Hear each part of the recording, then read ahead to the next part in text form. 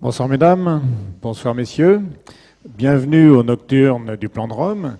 Ce soir, une nocturne spéciale, la Nocturne Cinéma, organisée en partenariat avec le Cinéma Luxe et le Ciné-Club de Langue Vivante. Je remercie Samuel Poretti du Luxe et Nadia Tahir de l'équipe Erlis, de notre équipe de recherche et du Ciné-Club pour leur aide de l'organisation. Alors, l'an dernier, nous avions passé le film Gladiator de Ridley Scott et on avait fait une nocturne portant sur le Colisée. Alors, cette année, nous avons choisi le film 3. Le film 3 de Wolfgang Petersen de 2004 et nous allons faire une nocturne sur les origines de Rome. Alors, quel est le rapport entre Rome et Troie ? Eh bien, en fait, tout commence à la guerre de Troie. Tout commence à la guerre de Troie, cette guerre mythique qui a lieu au XIIe siècle avant Jésus-Christ, donc vous en connaissez certainement les causes. Un Troyen qui s'appelle Paris a pris la femme d'un roi grec, d'un roi de Sparte, Ménélas, et il est reparti avec à Troie. Mécontentement de Ménélas, bien sûr, qui va fédérer autour de lui l'ensemble des rois des cités grecques, qui, sous la conduite du plus puissant d'entre eux, Agamemnon, vont venir assiéger Troie pour récupérer Hélène, la femme de Ménélas. Le siège va durer 10 ans. Au bout de 10 ans, les Grecs réussiront à prendre la ville de Troie.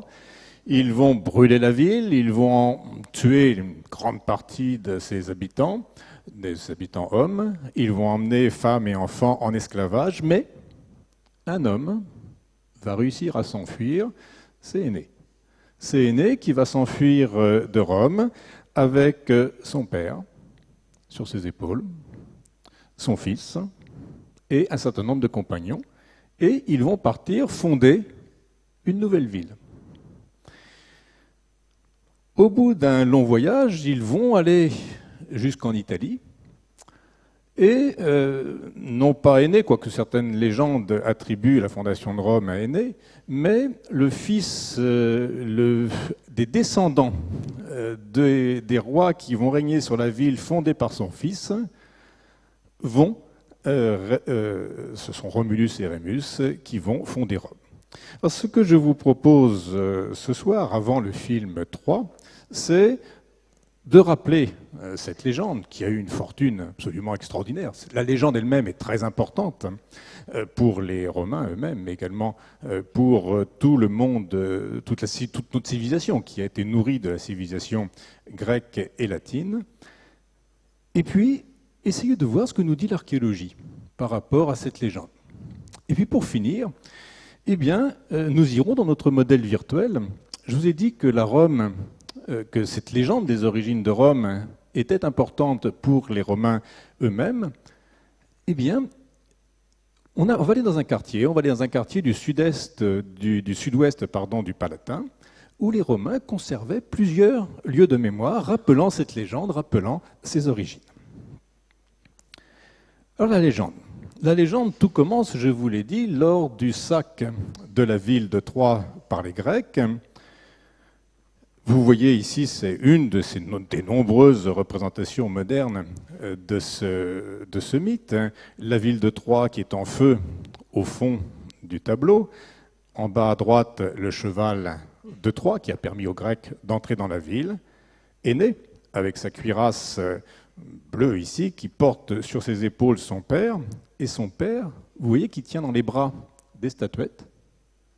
Ces statuettes, ce sont les pénates, les dieux de Troie, qu'ils vont emmener pour fonder une nouvelle ville. Et regardez ce qui est très important aussi, à la main droite d'Énée, il y a son fils Ascagne, ou bien Iule, qui va fonder, on le verra plus tard, la ville d'Albe, d'où descendront Romulus et Rémus. Ce nom de Iule, ce fils a deux noms, Ascagne ou Iule. Ce nom de Iule est important parce qu'il y a une famille de Rome qui prétendait descendre de lui. La famille des Iulii. Vous en connaissez au moins deux représentants, Caius Iulius Caesar, Jules César, et puis bien sûr Auguste. Il prétendait descendre de Jules. Alors c'est remonter aux origines de Rome, et puis c'est en même temps remonter à une origine divine, puisque vous savez peut-être, ou sûrement, que Énée est le fils d'Anchise et d'Aphrodite. Alors, on ne va pas retracer toute la légende, parce que ce serait bien sûr trop long. On va, dans ce grand périple qui va mener d'Énée jusqu'en Italie, jusque dans le Latium, s'arrêter quand même sur un épisode qui est intéressant, c'est l'épisode de Carthage.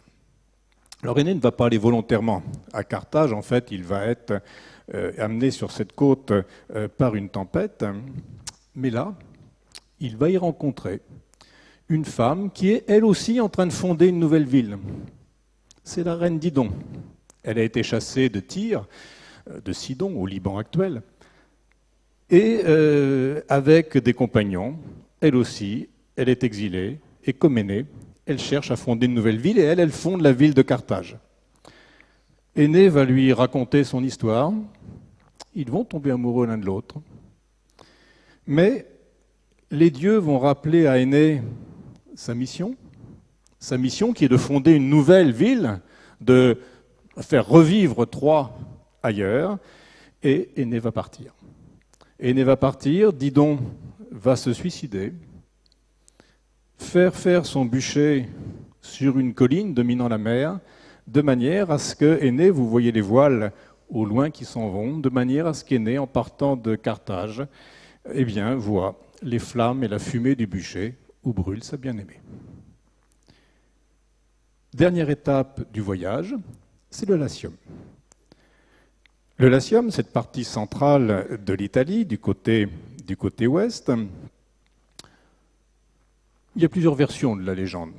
Selon une de ces versions, les Troyens vont débarquer. Alors, ils ont débarqué d'abord plus au sud, dans la région de Cume, où ils ont rencontré la Sibylle, où Énée est descendu aux enfers. Et puis, ils vont arriver plus au nord, sur les rives, sur les bords du Latium. Selon une version, ils vont aborder à l'embouchure du Tibre, là où sera plus tard construite la ville d'Ostie. Selon une autre version, ils abordent à la ville de Laurente. Alors, quelle que soit la version, ils vont d'abord comprendre que c'est là le terme de leur voyage par différents présages. Et puis, ils vont être bien accueillis par le roi de Laurente, qui s'appelle Latinus. Par contre, ils vont avoir à lutter contre un peuple qui s'appelle les Rutules. Cette guerre va se terminer à l'avantage d'Énée, qui va finalement épouser la fille du roi de Laurente, Latinus. Cette fille s'appelle Lavinia, et Énée va fonder la ville de Lavinium, ici. Plus tard, son fils, Ascagne ou Iule, lui, va aller fonder la ville d'Albe-la-Longue. Dans cette ville d'Albe-la-Longue, 12 rois vont se succéder après Ascagne ou Iule, et ce 12e roi, Numitor, va être chassé par son frère qui s'appelle Amulius. Et Amulius, pour éviter que son frère puisse avoir une descendance mâle qui conteste son pouvoir, qui conteste son royaume, va tuer le fils de Numitor et va obliger sa fille, Rhea Silvia, à être vestale. Vous savez qu'une vestale devait rester vierge pendant 30 ans. Or, donc il était tranquille théoriquement. Or, Rhea Silvia se trouve enceinte. Alors quand on l'interroge, eh bien, elle dit que c'est le dieu Mars qui l'a violée pendant son sommeil. Alors puisque c'est un dieu et il y a des circonstances atténuantes, elle ne va pas subir le châtiment des Vestales, qui était terrible, qui était une mise à mort terrible, mais elle va être enfermée et ses enfants, Romulus et Rémus, vont être jetés dans le Tibre. Mais ils sont jetés dans le Tibre dans une corbeille. Et la corbeille commence par flotter.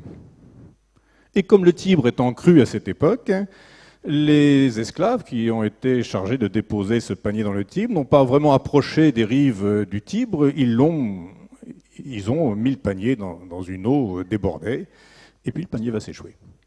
Le panier va s'échouer dans une région de marécage, au pied de collines. Une de ces collines, c'est le Palatin. Et c'est une région de marécage, quelques collines qui sont habitées par des villages de bergers, et dans les parties basses, on a des forêts avec des loups. Une louve va entendre les enfants pleurer et va venir les allaiter. Un berger qui a remarqué le manège de la louve va la suivre, va trouver les enfants, il va les rapporter chez lui. C'est le berger Faustulus, il va les donner à sa femme, à Calarinthia, pour qu'elle les élève. Lorsque les enfants vont être devenus adultes, eh bien, ils vont connaître leur origine, ils vont savoir qu'ils sont de sang royal. Ils vont aller à Albe, remettre leur grand-père Numitor sur le trône, et ils vont revenir là où ils sont nés, sur le mont Palatin, pour fonder une ville. C'est la première Rome, celle qu'on appelle la Roma Quadrata, la Rome fondée sur le Palatin. Voilà le lien donc entre Troie et Rome. Alors, comment sait-on tout ce que je viens de vous dire? Eh bien, on le sait par les textes. Ce sont des sources littéraires. Il faut distinguer 3 étapes dans ces sources, dans l'histoire de cette légende. Les premiers textes qui mentionnent Énée sont également les premiers textes grecs que nous possédions. Ce sont les textes d'Hésiode et d'Homère. Mais l'un comme l'autre ne font que mentionner Énée. Chez Homère, Énée est important, c'est un héros de la guerre de Troie, un héros important de la guerre de Troie, mais à aucun moment il n'est question de la fuite d'Énée de Troie, et encore moins du projet de fonder une nouvelle ville. Ce voyage d'Énée entre Troie et le Latium, c'est une légende qui se construit entre le VIe et le 1er siècle avant Jésus-Christ. On la connaît assez bien, mais uniquement par des textes fragmentaires. Les textes qui fondent la connaissance de ce que je viens de vous raconter, ce sont 4 grands textes qui datent tous les 4 du début de l'époque impériale romaine. 2 textes latins, l'Énéide de Virgile et l'histoire de Tite-Live, et 2 textes grecs, Denis d'Halicarnasse, dans le premier livre des Antiquités romaines, et Plutarque au début de la vie de Romulus, dans les vies parallèles. Alors maintenant, il peut être intéressant de s'interroger sur les traces archéologiques. Qu'en est-il de cette... Est-ce que la guerre de Troie a existé? Est-ce qu'on a des traces d'un débarquement de Troyens à Lavinium? Est-ce qu'on a des traces d'une fondation de Rome en 753, comme le dit la légende? Eh bien, c'est ce qu'on va essayer de voir rapidement. Alors, le site de Troie a été identifié dès le XIXe siècle par un archéologue qui s'appelle Schliemann. C'est un site, c'est une colline qui était connue, la colline d'Issarlik, qui se trouve située, vous voyez, à l'entrée du détroit des Dardanelles, le détroit qui permet d'entrer de la mer Méditerranée dans la mer de Marmara, puis ensuite vous avez le détroit du Bosphore qui va permettre d'aller dans la mer Noire. Donc là, sur cette colline, on a retrouvé, Schliemann a identifié ce site comme celui de l'ancienne Troie. La complication, c'est qu'on a retrouvé 9 couches de villes superposées, qui vont de 3000 avant Jésus-Christ à peu près jusqu'à 500 après Jésus-Christ. Schliemann a cru que la Troie d'Homère, la Troie de la guerre, c'était la Troie 2, vous voyez, celle qui est en jaune. Mais les fouilles ont montré que c'est en fait, enfin l'étude plus précise a montré qu'en fait c'est une Troie beaucoup trop ancienne pour être celle de la guerre de l'Iliade, puisque on situe la guerre de Troie mythologique selon les sources entre 1180, entre 1270 avant Jésus-Christ et 1180 avant Jésus-Christ. Donc lui a cru que c'était la Troie qui est en jaune ici, la Troie 2. On sait maintenant que la Troie qui correspond au récit d'Homère, c'est le début de la Troie 7, une ville qui a en effet été détruite vers 1300, 1190 avant Jésus-Christ, par un incendie. La ville a été brûlée entièrement. Alors ces remparts correspondent en fait aux mêmes remparts que Troie 6, ce sont les remparts roses et les restes bien identifiés qui appartiennent en propre au début de cette période, ce sont les bâtiments qui sont figurés en rouge. Alors quand Schliemann a fouillé Troyes, il a trouvé ces remparts, il a trouvé cette rampe qui menait accès aux remparts, et il a trouvé au pied de la rampe, c'est un hasard extraordinaire, il a trouvé un trésor.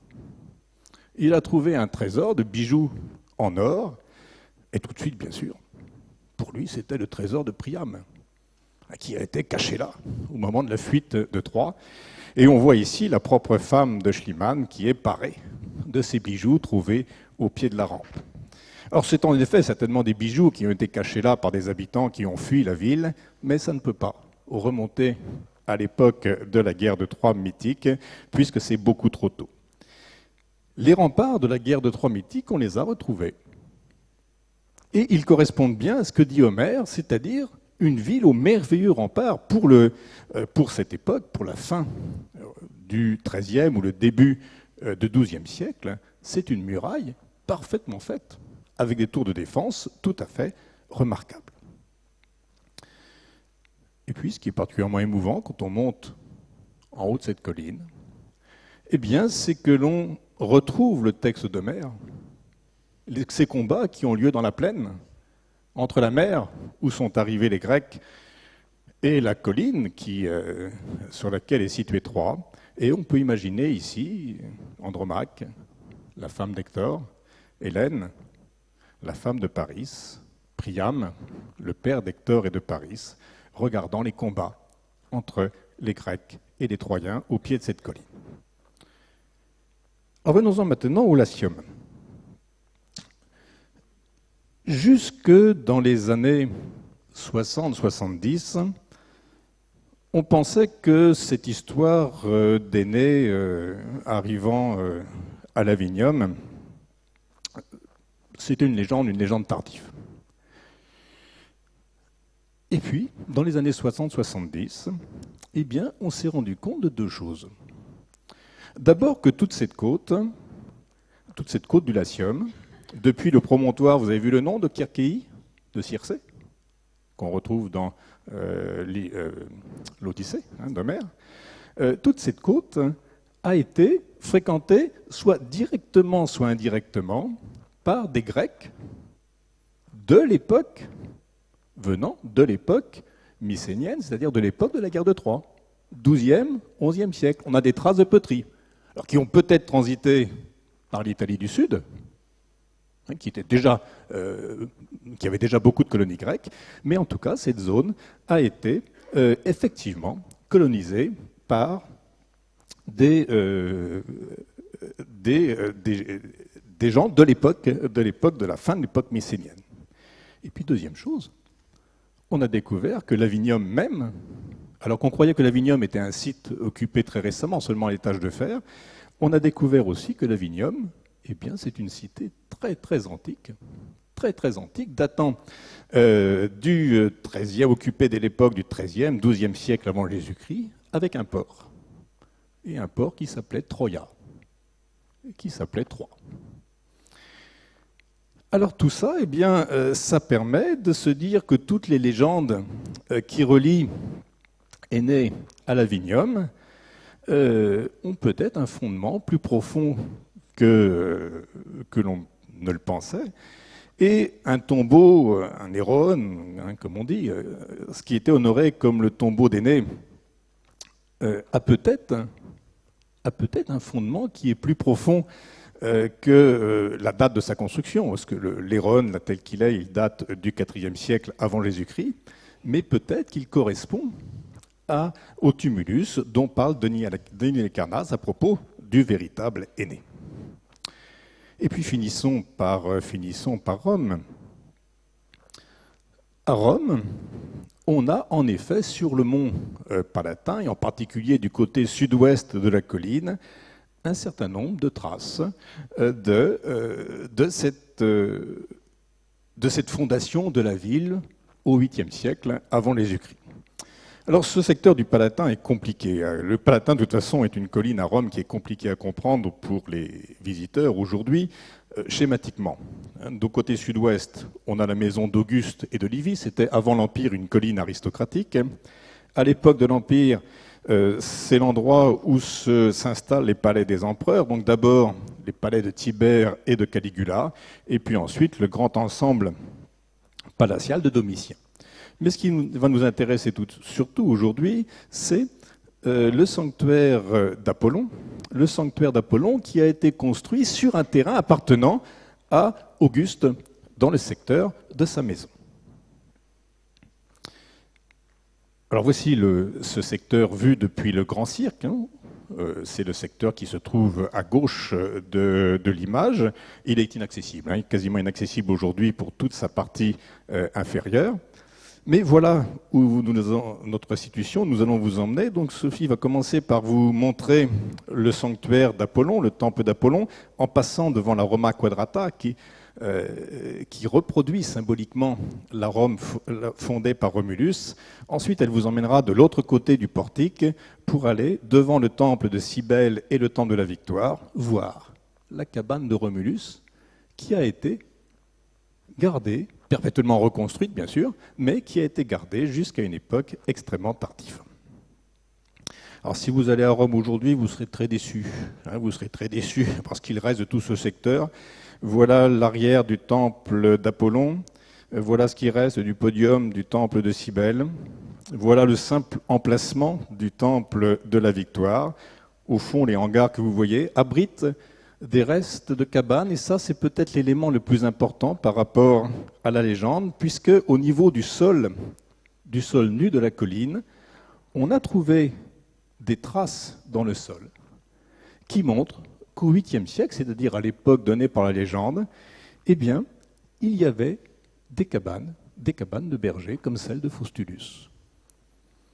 On a pu reconstituer ces cabanes grâce aux trous que je viens de vous montrer, grâce aussi à des urnes funéraires qui datent de cette époque ou avant, et qui reproduisent la forme des cabanes qui étaient utilisées.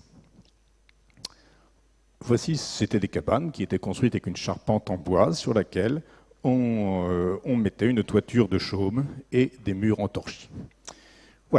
Voilà ce que l'on peut dire du point de vue archéologique. Je vais maintenant laisser Sophie vous emmener dans notre modèle virtuel, justement dans ce quartier du sud-ouest du mont Palatin, comme si on vous emmenait à Rome aujourd'hui, bien visiter les lieux de mémoire des origines de Rome.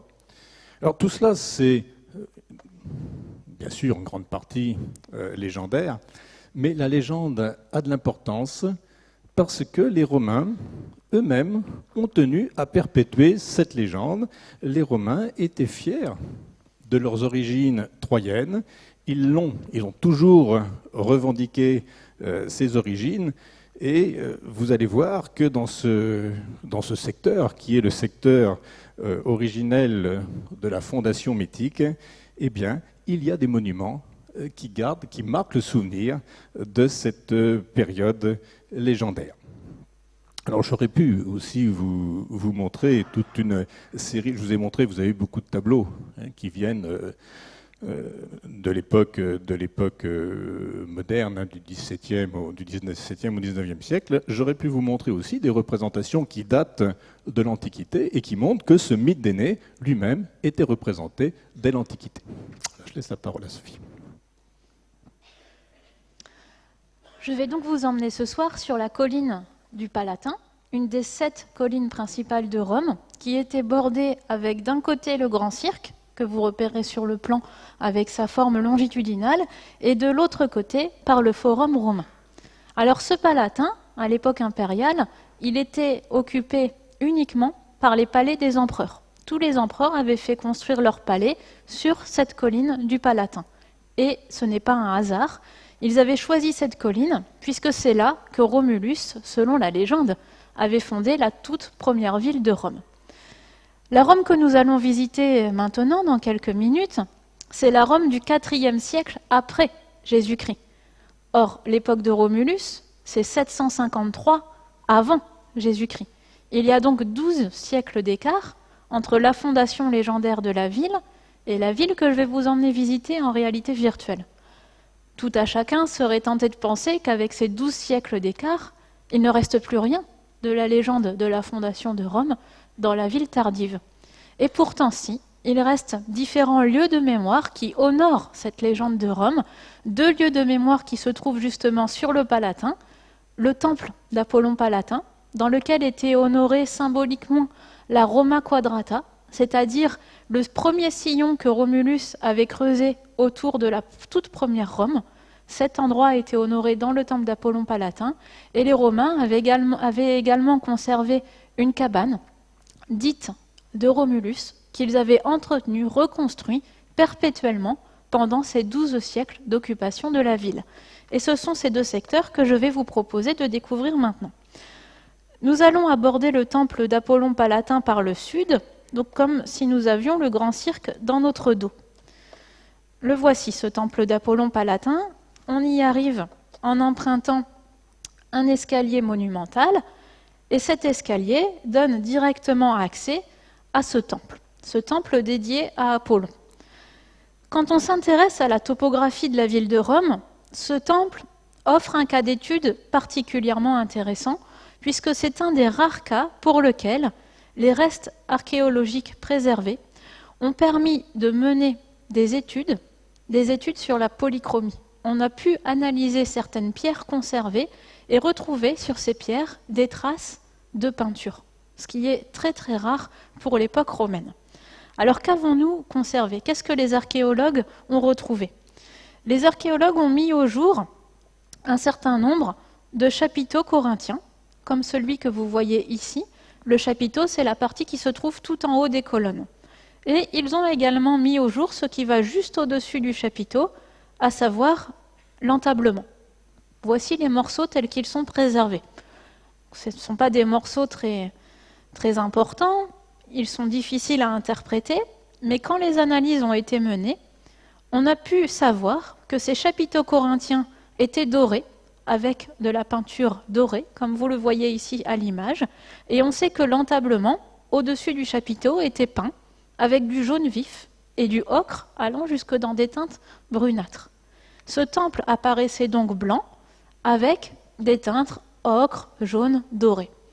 Ça n'a rien de surprenant quand on sait qu'Apollon, c'est le dieu qui conduit le char du soleil.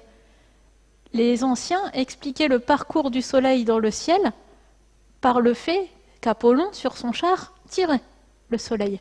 Et ce sont donc les rayons du soleil et la couleur du soleil qui est ici rappelée sur son temple. On sait par les textes, notamment un texte de Properce, que les portes de ce temple étaient décorées avec des plaques d'ivoire. Et Properce dit que le char d'Apollon était représenté en bronze, en haut du temple, sur l'acrotère centrale. Ce temple d'Apollon Palatin ouvre sur une grande place d'environ 5000 m² que l'on appelle le portique des Danaïdes. Il était orné de 50 statues de ces femmes, en marbre noir et en marbre rouge. Et au fond de la place, il y avait 2 bibliothèques, parmi les toutes premières bibliothèques publiques ouvertes à Rome. Et une de ces bibliothèques a rapidement servi de curie, de lieu de réunion pour les sénateurs. Mais ce qui va m'intéresser particulièrement pour ce soir, c'est l'autel. L'autel qui se trouvait devant le temple d'Apollon et que nous allons maintenant regarder.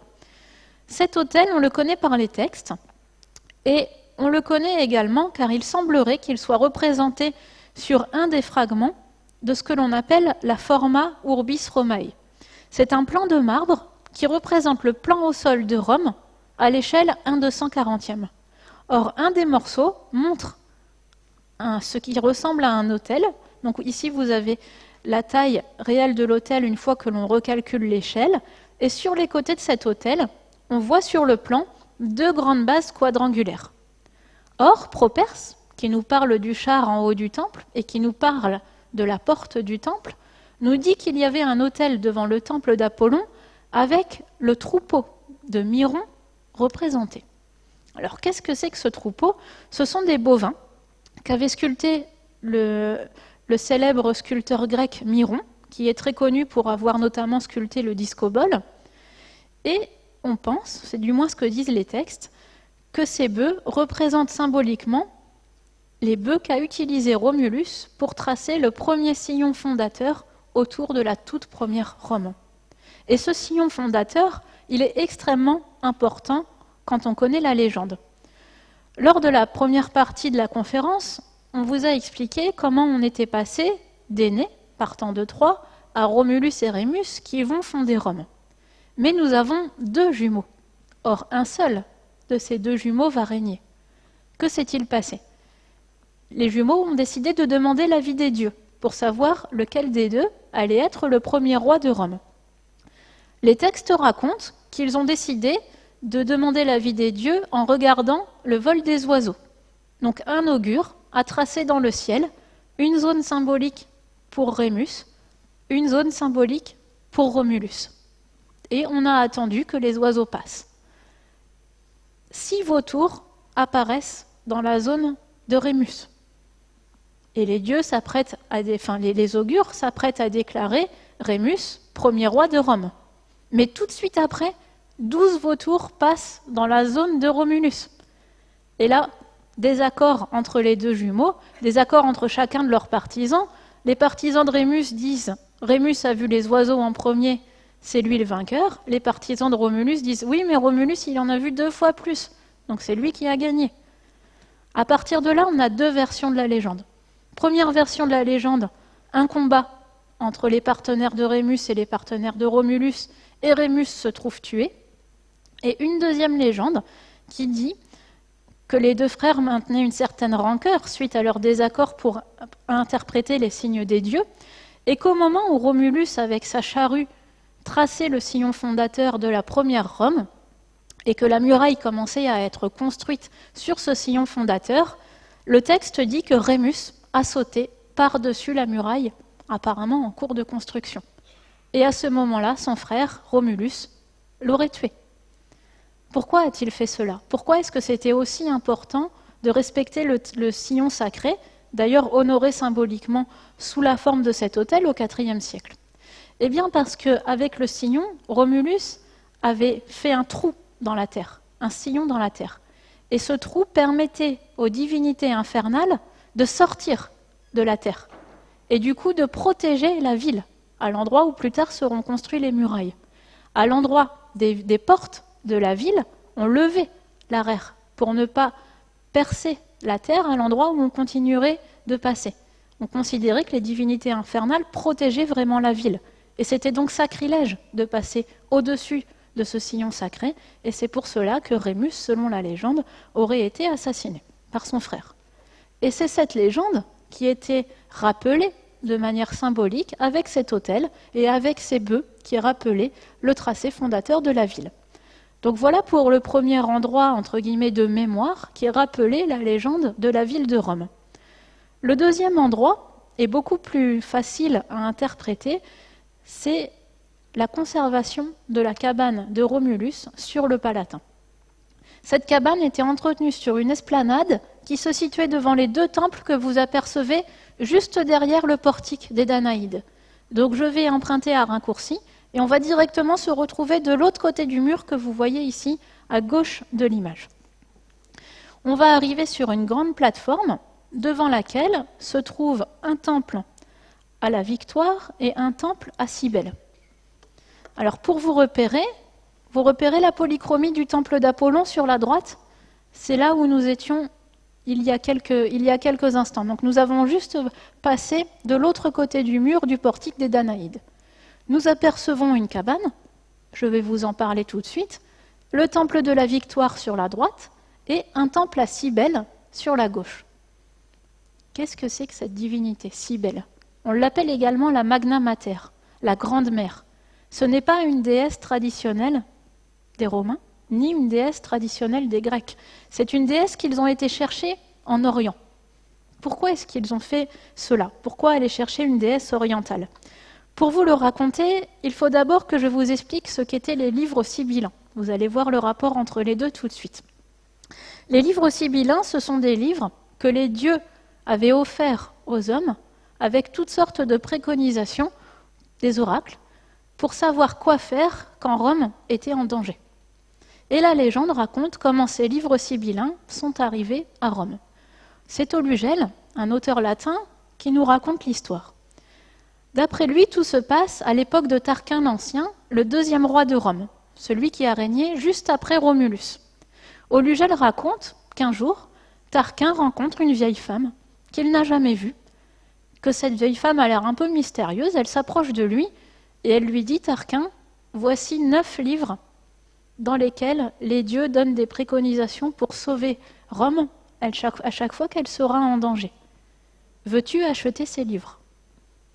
Tarquin est surpris et il lui dit « Mais tu veux combien pour ces livres? Tu veux me les vendre ?» Et la vieille femme lui dit oui et elle lui donne un prix. Et Tarquin raconte que le prix était absolument exorbitant. Donc il voit l'arnaque arriver, il se moque de la vieille femme et puis elle lui dit bah, tu peux les garder tes livres. La vieille femme à ce moment-là sort un brasero, l'allume et brûle 3 de ces 9 livres. Elle se retourne vers Tarquin et lui dit il reste 6 livres. Veux-tu les acheter? Il lui dit à quel prix? Et elle dit au même prix que tout à l'heure, mais il n'y en a plus que 6. Alors là, Tarquin se met à rire, il dit cette vieille femme, elle radote, c'est ce que dit le texte latin, et il lui dit repars avec tes livres. Et la vieille femme brûle 3 livres supplémentaires. Et elle lui dit c'est dommage, ce sont les oracles divins, ils pourraient sauver la ville. Et là, Tarquin se met à réfléchir et se dit je suis peut-être en train de faire une bêtise. Et il achète les 3 livres restants à cette femme, qu'on appelle les livres sibyllins, au prix qu'elle en voulait initialement pour les 9. Donc il n'a pas fait une très très bonne affaire. Mais le texte raconte que ces livres sibyllins étaient conservés dans le temple d'Apollon Palatin, celui qu'on a vu tout à l'heure. Voilà comment les livres sont arrivés ici. Vous allez voir, on y arrive. On y arrive parce qu'on arrive à la deuxième guerre punique. Rome est en guerre contre Carthage, pour la 2e fois. Et là, tout va très très mal pour Rome. Hannibal a envahi l'Italie par le nord, il a passé les Alpes avec ses éléphants, et les armées romaines se font massacrer. Si Hannibal avait décidé à ce moment-là de marcher sur Rome, peut-être qu'il aurait pris la ville et que vous n'auriez jamais parlé français. Mais Hannibal n'a pas marché sur Rome. Il a décidé d'aller faire hiverner ses troupes à Capoue, à quelques kilomètres au sud de la ville. Les Romains se disent c'est catastrophique, mais on a encore peut-être une petite chance de faire quelque chose. Ils vont dans le temple d'Apollon Palatin, consulter les livres sibyllins, et les livres sibyllins disent la ville sera sauvée si vous rapportez la déesse Cybèle, la Magna Mater, qui habite à Pessinonte, en Turquie. Les Romains prennent la mer, vont en Turquie, demandent l'autorisation de rapporter une pierre qui symbolise la déesse, une pierre noire. Ils ramènent cette pierre noire, la placent dans le temple de la Victoire, le temple qui est à droite, et là, d'après les textes, Rome a été sauvée. Quand Hannibal a rassemblé son armée pour marcher sur Rome, il a subi une défaite et Rome a été sauvée. Les Romains se disent formidable. Donc ils construisent un temple à Cybèle, quand même. Maintenant qu'on est sûr que la déesse protège bien la ville, ils construisent un temple à Cybèle juste à côté du temple de la Victoire, là où avait été posée la première pierre. Et ce temple est donc construit à Rome en 194 avant Jésus-Christ pour honorer une déesse venue de Troie. On a déjà un rapport avec la légende d'Énée. Et si on va un petit peu plus loin, un texte, notamment le texte de Denis d'Halicarnasse, nous dit que devant le temple de la Victoire et devant le temple de Cybèle, les Romains honoraient une cabane qu'ils appelaient la cabane de Romulus. Denis d'Halicarnasse, au 1er siècle, dit avoir vu la cabane de Romulus. Et d'autres textes nous apprennent que cette cabane fut conservée jusqu'au 5e siècle après Jésus-Christ. Bien sûr, ce ne sont pas les poteaux qu'a connus Romulus, ce n'est pas le torchis ni le chaume qu'a connu Romulus. Cette cabane a brûlé plusieurs fois, elle a été touchée par un orage. Ce n'étaient pas des matériaux très solides, mais les textes racontent qu'à chaque fois que la cabane était endommagée, elle était reconstruite exactement à l'identique, sans être embellie, sans être changée. Et cette cabane a été conservée tardivement pendant 12 siècles. Regardez comment elle se présente. Nous avons des poteaux qui constituent la structure de l'habitat. Cela permet d'avoir une cabane qui fait 6 mètres sur 10 mètres. Les mesures, je ne les invente pas, on les connaît puisque ces traces de poteaux dans le sol, on les a conservées aujourd'hui. On peut encore les voir sur le Palatin. Et les textes disent également que dans la cabane de Romulus était conservé un lithous. Alors un lithous, c'est l'objet que vous voyez au fond. C'est un petit objet qui se prend dans la main, en bronze, et c'est l'objet qui était utilisé par les augures pour tracer les rectangles fictifs dans le ciel quand on demandait l'avis des dieux. Et d'après les textes, ce lithous conservé dans la cabane de Romulus, daté de l'époque royale, daté des origines de la ville de Rome. Si on regarde maintenant sur les côtés de la cabane, vous allez voir qu'un petit canal était tracé à l'extérieur du mur. On l'a retrouvé au niveau archéologique. C'est un petit canal qui permettait d'éviter que les eaux de pluie ne puissent pénétrer à l'intérieur de l'habitat. C'était en quelque sorte une rigole pour l'évacuation des eaux de pluie. Est-ce que c'est vrai maintenant? Est-ce que l'on peut considérer est-ce que l'on peut donner une certaine foi à ces textes? Pourquoi en douter? Denis d'Halicarnasse dit avoir vu cette cabane. Et ce qu'il y a de très troublant, c'est que quand les fouilles ont été réalisées, à cet endroit précis où nous sommes, à l'endroit où la légende situe la cabane de Romulus, les archéologues ont effectivement retrouvé des trous dans le sol du Palatin correspondant à l'emplacement de la cabane. Et cette couche archéologique dans laquelle on situe ces trous, les archéologues ont pu la dater. C'est une couche archéologique qui correspond au 8e siècle avant Jésus-Christ. La légende place Romulus et Rémus en 753 avant Jésus-Christ. Ça colle. Est-ce que cela signifie que toute cette légende a existé? Je ne peux pas répondre à la question parce que nous n'en savons rien. Et pourquoi cette ignorance? Eh bien parce que toutes les archives de Rome ont brûlé en 390 avant Jésus-Christ quand les Gaulois ont incendié la ville. C'est pour cela qu'on n'a plus tous les textes qui racontent cette époque lointaine. Et c'est pour cela que nous n'avons que des textes tardifs pour nous faire une idée de ce qu'était la légende de Rome. Voilà ce que je pouvais vous montrer pour la survivance, pour les lieux de mémoire qui honoraient la fondation légendaire de Rome dans la ville du IVe siècle. Maintenant, si on veut aller un petit peu plus loin, il faut remonter au-delà de Romulus et de Rémus, il faut aller au-delà de la Louve, qui allaitait les jumeaux, pour repartir jusqu'à Troie. Et c'est ce que nous allons vous proposer pour la deuxième partie de la soirée. Regardez le film 3, l'époque des héros mythiques, Achille, Priam, Agamemnon.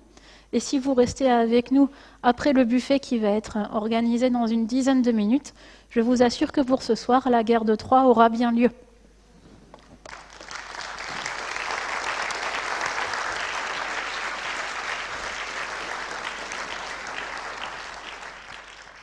Merci à vous. Donc nous allons faire comme d'habitude, vous laisser la parole pour si vous souhaitez poser des questions. Ensuite, il y aura un buffet d'organiser dans l'Aula Magna, juste devant, pour ceux qui le souhaitent, pour la somme d'1,50 €.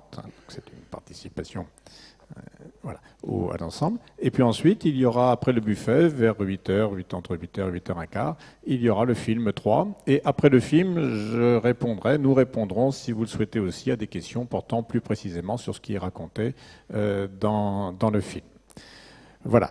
Avant de passer donc le film est payant également selon les tarifs du luxe, c'est 5,50 € en tarif plein et 4,20 € au tarif réduit. Voilà.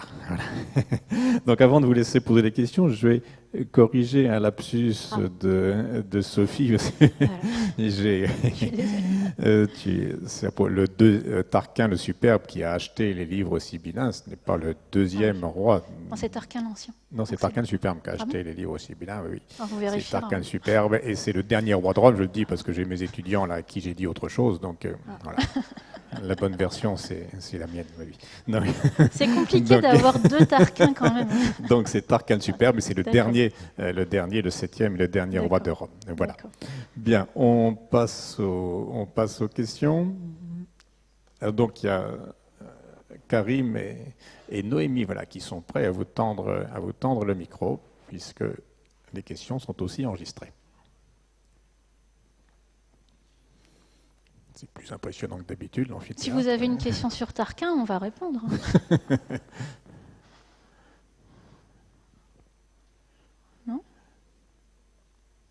questions sur les origines, pas de questions sur les origines de Rome, si je vois. Bonsoir. La statue de Romulus qu'on voit toujours, que vous avez représentée tout à l'heure, se trouvait quelque part à Rome Oui, alors c'est une statue qui se trouvait sur le Capitole, hein, qui est toujours d'ailleurs placée sur le Capitole. Elle est aujourd'hui dans les musées capitolins. C'est une statue sur laquelle j'ai pas beaucoup insisté parce que sa datation est très controversée. Pour certains, c'est une datation qui est très ancienne, qui remonte à l'époque royale, sauf pour les enfants qui, eux, sont très clairement d'une époque beaucoup plus tardive, peut-être de la Renaissance. Mais certaines datations ont montré que la statue elle-même était peut-être de l'époque du Moyen-Âge et de la Renaissance. C'est pour ça que j'insiste pas trop sur cette statue qui est très symbolique. Hein, et de toute façon, il y en avait une comme ça, il y en avait une parce qu'on a un des historiens qui nous dit qu'il y en avait une. Hein. Donc l'existence de la statue elle-même ne fait aucun doute. Est-ce que la statue qui est aujourd'hui au musée capitolin est celle-là? Ce n'est pas sûr. Voilà. Elle est aussi représentée à l'extérieur du musée capitolin sur la petite place là, qui est du côté du Capitole. Oui.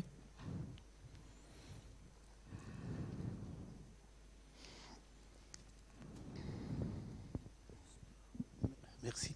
Oui, pour une question à propos des origines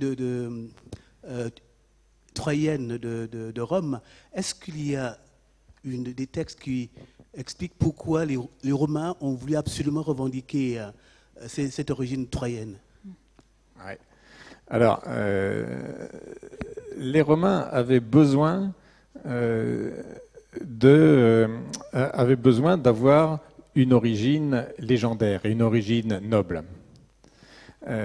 Et parmi les légendes disponibles, bon, il est clair qu'il y avait celle-là qui était possible. Alors, comment s'est construit ce mythe? Il s'est construit très tôt. Il s'est construit très tôt, quasiment dès les origines de Rome. Si on admet que la fondation légendaire de Rome remonte bien au 8e siècle, 753 nous disent les chronographes de l'Antiquité, eh bien on voit que la légende s'est construite juste après. Elle s'est construite juste après, progressivement. On en a des traces, peut-être déjà des prémices. Alors dans l'Iliade, on voit bien qu'Homère prédit pour Énée une grande destinée. À un moment donné où il combat, je crois que c'est quand il combat Achille ou Diomède, il va être vaincu et puis en fait les dieux l'enlèvent. Les dieux l'enlèvent du combat parce que il y a une destinée qui l'attend. Bon, mais Homère ne dit pas laquelle. Chez Hésiode, ce qui est curieux, c'est que il parle simplement, il dit Énée, il fait la liste de tous les dieux, enfin de tous les héros de l'Antiquité. Il nous dit Énée, fils d'Anchise et de Vénus. Et au vers suivant, il parle de Latinus, du Latinus qui habitait là et qui était le fils d'Ulysse. Alors il ne fait pas de rapport direct, mais c'est curieux qu'il cite comme ça les deux, l'un à côté de l'autre. Voilà. Donc comment s'est construit cette... je ne réponds pas exactement à ce que vous m'avez demandé, mais cette légende s'est construite très tôt, beaucoup plus tôt qu'on l'a dit à une époque, parce qu'à une époque on s'est dit oui, les Romains avaient besoin de se construire cette histoire d'Énée qui arrive à Rome. Et pour combler l'espace entre la guerre de Troie et la fondation de Rome en 8, ils ont inventé cette histoire de Lavinium, cette histoire d'Albe la Longue, la succession des rois. Eh bien non, ça s'est fait, c'est pas quelque chose qu'ils ont inventé tardivement, c'est quelque chose qui s'est construit très très tôt.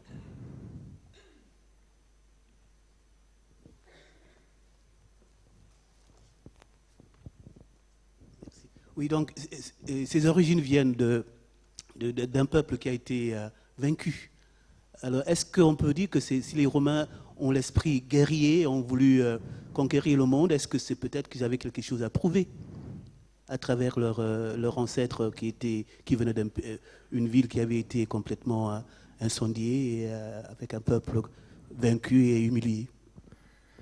Alors, ce qui est sûr, c'est qu'ils ont choisi un ennemi des Grecs. C'est curieux d'ailleurs, je fais une toute petite parenthèse. Troie, c'est la Turquie actuelle. Et vous connaissez l'hostilité entre Turcs et Grecs. C'est curieux comme cette dichotomie entre les deux peuples a perduré à travers les siècles. Alors, le fait qu'ils aient choisi un ennemi des Grecs n'est peut-être pas innocent parce que ils avaient besoin, par rapport aux Grecs, de valoriser leur propre civilisation, puisque la civilisation grecque a été, lorsque eux-mêmes se sont mis à conquérir le monde méditerranéen, la civilisation grecque, c'était la civilisation qu'eux-mêmes admiraient, que tout le monde admirait, qui était supérieure, bien entendu, à leur civilisation naissance. Et le fait d'avoir choisi un ennemi des Grecs comme origine n'est peut-être pas, en effet, innocent par rapport à cela.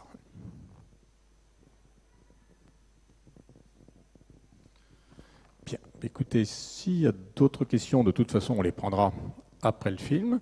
En tout cas, alors, une petite précision, la prochaine nocturne, ça sera une nocturne ordinaire, si je puis dire, et elle se tiendra bien à l'amphi, et notre amphi habituel, à l'amphi chimie, dans le bâtiment B.